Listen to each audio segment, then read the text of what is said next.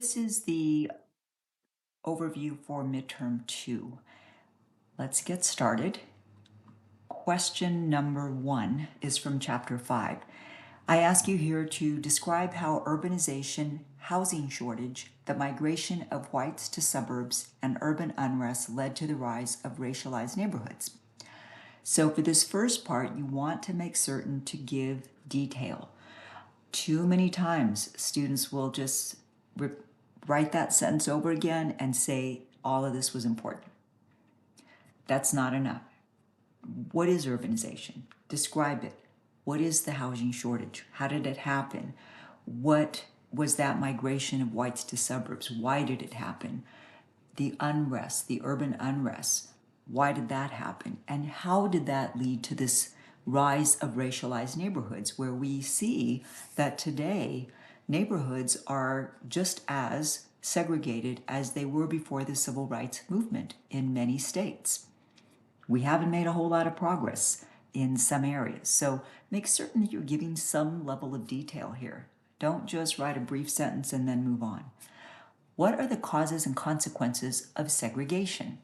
There's a great section in the text that says causes and consequences, causes of segregation, consequences of segregation. So make certain that you review that.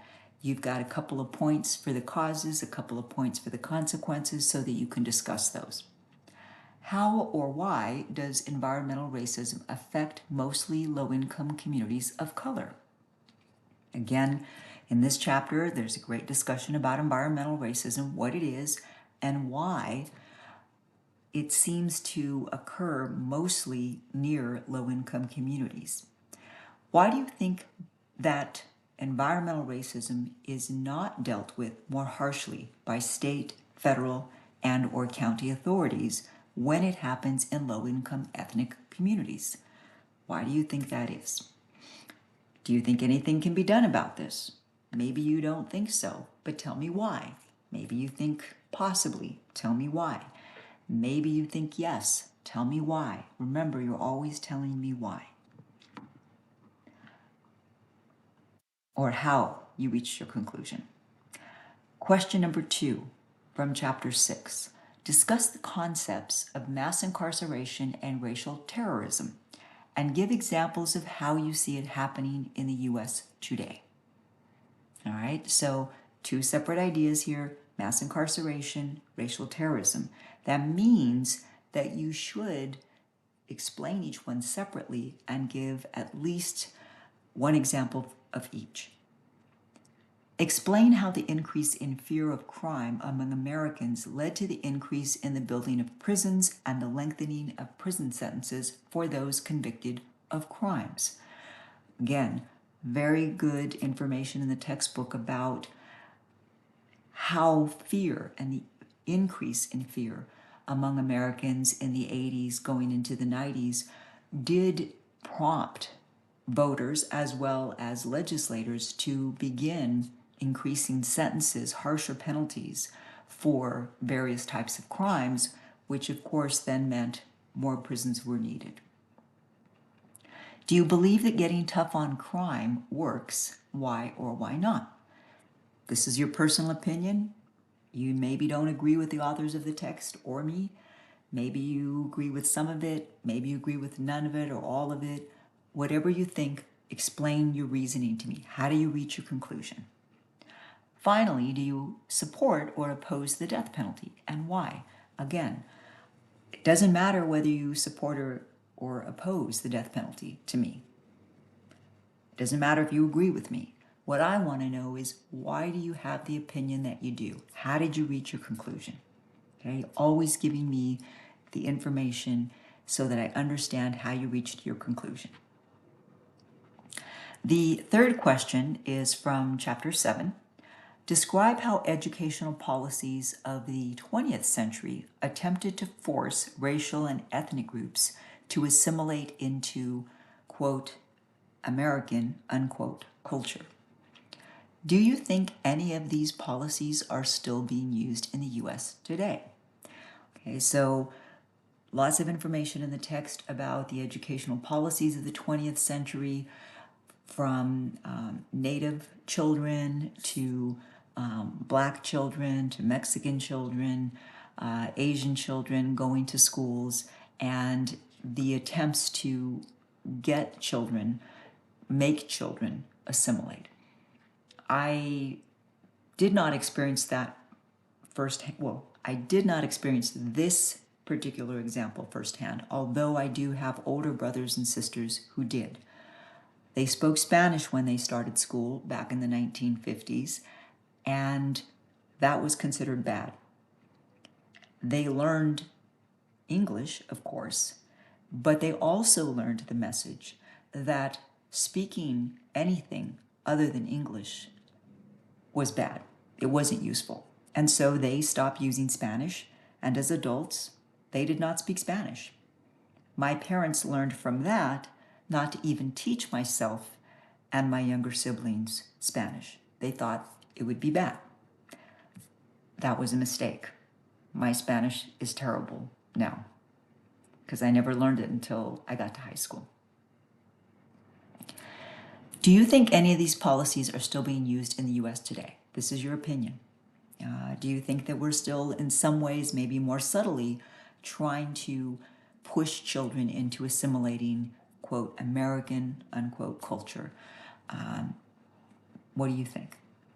Explain the educational achievement gap and discuss how social and cultural capital play a role in K through 12 education. Again, remember, sorry about that little pop-up there. Remember, cultural capital, social capital. These are two different things, so you want to make certain that you are discussing both of them. Social capital, recall, is about the resources that you have available to you because of your social status in society, your family's social status. Cultural capital, on the other hand, are the resources and opportunities that are available to you because of your knowledge of the culture around you, whichever that culture happens to be. Explain the concept of stereotype threat.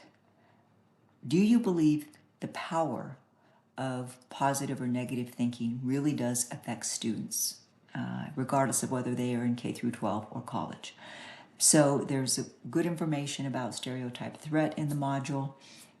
I'm asking you to think about, not only to explain the concept, but also to consider, do you think that children, whether they're younger or college students even, can be affected by positive or negative thinking about who they are? Maybe you've experienced it, maybe somebody you know has experienced it. Maybe you think it's all a bunch of BS. Doesn't matter to me. Explain to me why. Question 4 is from chapter 8. Explain the differences between cultural appropriation and racist cultural appropriation and anti-appropriation. Okay, 3 different concepts here. Make sure you review these in the text and make sure that you're giving an example of each one after you've explained it. Do you believe that people of color culturally appropriate, parentheses, in quotation marks, white culture? For example, is it a negative thing when an African American woman straightens her hair to look like white people's hair? Is there a double standard when it comes to cultural appropriation? Okay, so for that second piece, do you believe that people of color culturally appropriate white culture? That's your opinion. Do you even think that's possible? And I gave one example there, like an African American woman straightens her hair to look like a white person's hair, or when a person of color wears contact lenses that are blue or green so that they can have those lighter eyes. Is that cultural appropriation, or is it something else? Is there a double standard when it comes to cultural appropriation? Again, this is all your opinion. Just explain to me why you reach your conclusion. Explain your answer and give examples. Finally, discuss highbrow and lowbrow culture and discuss the consequences, both positive and negative, that result from an artist's work being labeled as one or the other. If somebody's art is labeled highbrow culture, typically that has great consequences for them because they get to sell their art for lots more money than art that people look at and think of as lowbrow, quote, low-class culture. Nobody wants to buy that art. So, consequences, positive, negative. That is it for this overview. I know that you will all do well as long as you study, and I will see you next time.